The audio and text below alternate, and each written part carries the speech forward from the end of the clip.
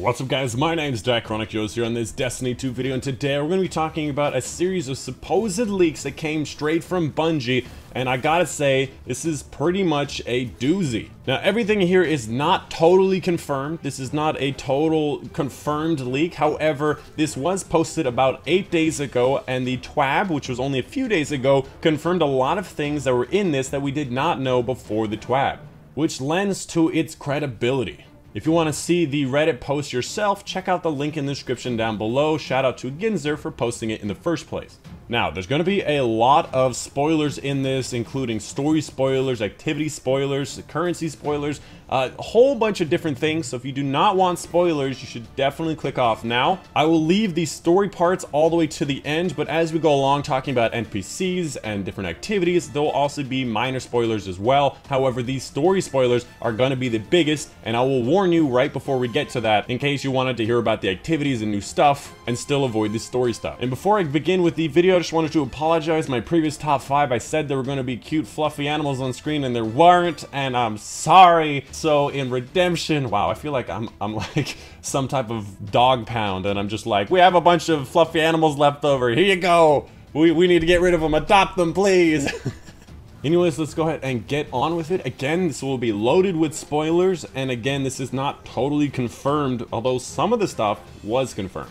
So first off, let's talk about the raid. The new raid is called The Last Wish, and will have a normal and prestige mode, pretty much exactly as we expected. The raid boss will be called Dul Incaru, the Eternal Return. And there will also be something like a one-time challenge to finish the new raid within 24 hours after its launch. Personally, I don't see this one being in the game, but if it is in the game, this reward is probably not going to be super bombastic. Because to me, it seems like a very small portion of the population will be able to achieve this, and they're not going to spend their time making an armor set or a variation or a weapon, perhaps a shader type for a very small part of the population that will never be able to get again. My assumption is that it will be an emblem, maybe a variation, maybe even just says day 1 on the emblem. Perhaps they'll also have a placement to see where you landed in those first 24 hours. Perhaps you can actually show off your worlds first in the wild. Next up, let's talk about the new strikes. There'll be 4 new strikes called the Warden of Nothing, the Hollowed Lair, the Corrupted, and Brood Horde.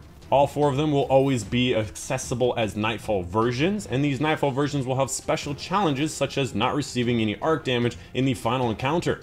Personally, I'm never going to be able to complete these challenges because I take damage from everything all the time, but it's good to hear that we're having new challenges added to Nightfalls because, you know, the other ones were getting pretty old and were not very interesting. I never wanted to complete the Nightfall challenges, mostly because I had a ton of currency I didn't need, but also because it didn't feel like it was interesting and also didn't feel like it gave something important. Hopefully they'll make some changes there. Next up, let's talk about Gambit. Gambit will now have a new ranking system called Infamy, which was confirmed in the TWAB.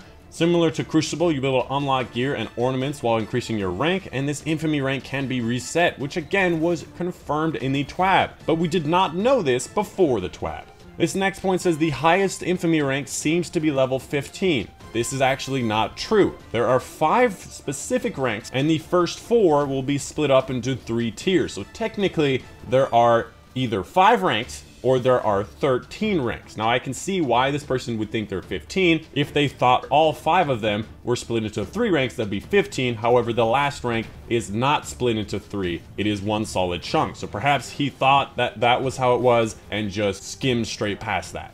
And lastly, Hawthorne will have a new clan engram for Gambit, which I think was in the TWAB, but I can't remember. Next up, Masterwork cores. Weekly clan milestones will let you receive a Masterwork core, which I think was in the TWAB. There will also be a chance of obtaining a Masterwork core from a boss kill, which is interesting. Perhaps it will lend to Masterwork core farming from doing boss kills and reloading certain areas.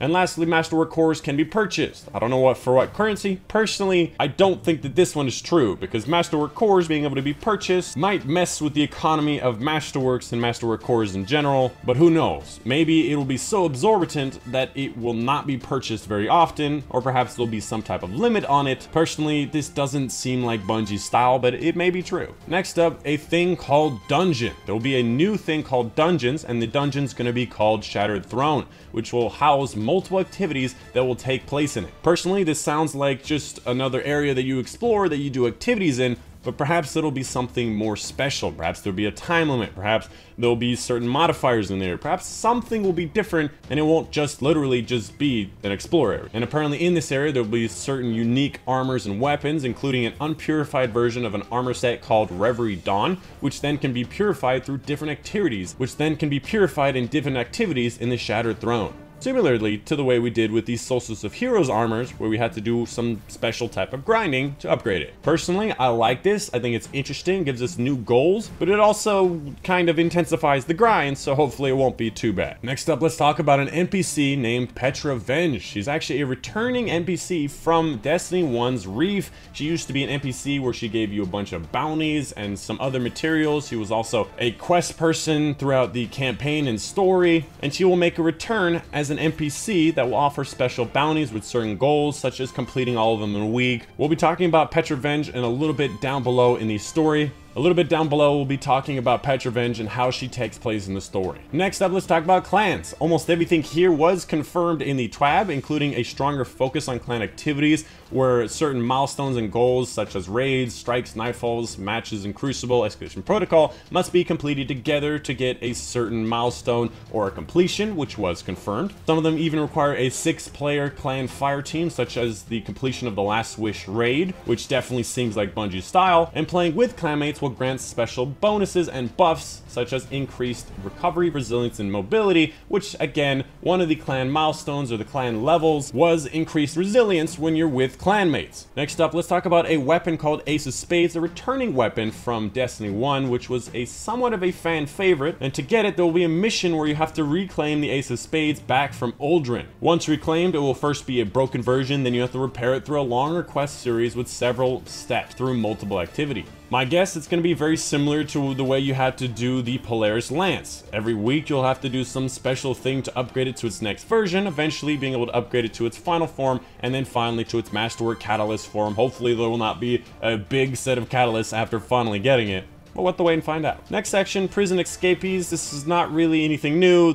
We'll be hunting down escapees and taking them down. We knew this. They'll be finding escapees in the patrol zones, other planets, lost sectors, public events. There'll be like 9 bosses that will be with Prince Uldren. You basically have to defeat these 9 bosses, all revenge, Old West style. We already knew that. Next up, collections. This is somewhat of a surprise, and I actually don't think that this part is gonna be true. Collections will also include Destiny 1 achievements, obviously for console players only. So if you played Destiny 1 on the PS4 and you now have Destiny 2 on the PS4, apparently you'll get certain things from playing. Examples of this will be completion of the campaigns, the raids, character transfers, reaching the lighthouse, triumphs, grimoire score, collection of certain weapons such as Thorn, Last Word, Gallahorn, etc. I don't know if this means we will be able to get the Thorn, Last Word, and Gallahorn if we play Destiny 1, or perhaps it's just we'll get some type of trophy or award or emblem that says we did. In general, I don't think they're gonna give these like 3 amazing weapons from Destiny 1 to people who've gotten in Destiny 1 and only those people, but perhaps they're trying to encourage people to play Destiny 1. Personally, I don't think this part is true because it seems like it's a little late for Destiny 1 trophies to be handed out. And next up, the last thing before we talk about the story, new cosmetics. You'll see on screen you'll have new ghosts with new shapes like pyramids, triangle shape type things, similar to the override frequency. Have also fallen themed stuff and sparrows and ghost shapes. There'll also be a Taken themed sparrow. You can see here all the different supers in this image as well, the Gambit stuff, a whole bunch of new stuff that looks very, very interesting. But this image was actually seen a little while ago. We've already seen this stuff, but it's interesting to see that he mentioned it here as well. And lastly, these story spoilers. This is going to be 100% story spoilers. It's not 100% confirmed. Some of these are somewhat confirmed by the guy who posted them. But if you want to avoid story, I would click off now. And honestly, there's nothing here that will help you get an edge or give you more information about different activities. This is just about the story. In general, the story right now is a story where Prince Uldren helps a bunch of escapees escape from the Prison of Elders. He kills Cayde 6, and now he's on a tear to try to do something. We don't know what that is, but in this leak, we find out. Uldren thinks that his sister, Queen Mara, is still alive, and he thinks that she is trapped by the Techun Ilin, don't know if I said that right at all, in the Dreaming City. Hopefully those are the people in the Dreaming City. Should just call them dreaming people. I guess Dychronic is cool. In order to save her, she is telling him in his visions that he's receiving to open the gates of the Dreaming City. Now we know that the Dreaming City is basically where all the treasure of the Awoken and the secrets are kept. So it's going to be interesting to see how the Dreaming City is connected to the Queen.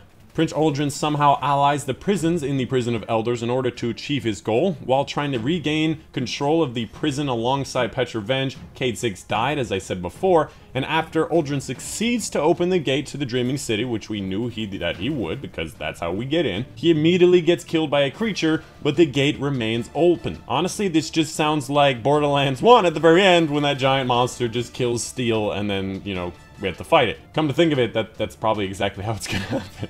It is now Petra Venj's duty to help protect the city in which all Awoken secrets and treasures are kept, and we will help her to do that. And that's why we're going to be venturing into the Dreaming City to perhaps subdue the monsters and secrets that are within. And that's it. That is all of the leaks that were in this post. Again, they were linked in the description down below. And again, only a part of this have been confirmed in the TWAB. Bungie definitely doesn't want to spoil too much before you do certain activities, so it's not likely we're going to be able to confirm many of these things until we actually play the game. And that's it. That is the end of the leak. Thank you so much for staying in it all the way to the end. And as a last note before I end, again, take this all with a grain of salt. You know, we've had nameless source leaks in the past. You know, there was a leak from the Dark Below where apparently there's supposed to be an Ogre Sparrow chase scene. In Leviathan, apparently there was supposed to be a flying ship section. I mean, honestly, you should definitely always take every supposed leak with a grain of salt, because sometimes they're just too good to be true. But straight up though, Bungie, like, Sparrow chase scene, why not? We saw it at the end of Halo 3. We got to, you know, drive off in a Warthog. Da-na-na-na! You know, it was awesome. Do it again. Anyways, I've been your host, Dychronic, and I'll see you guys on the next one.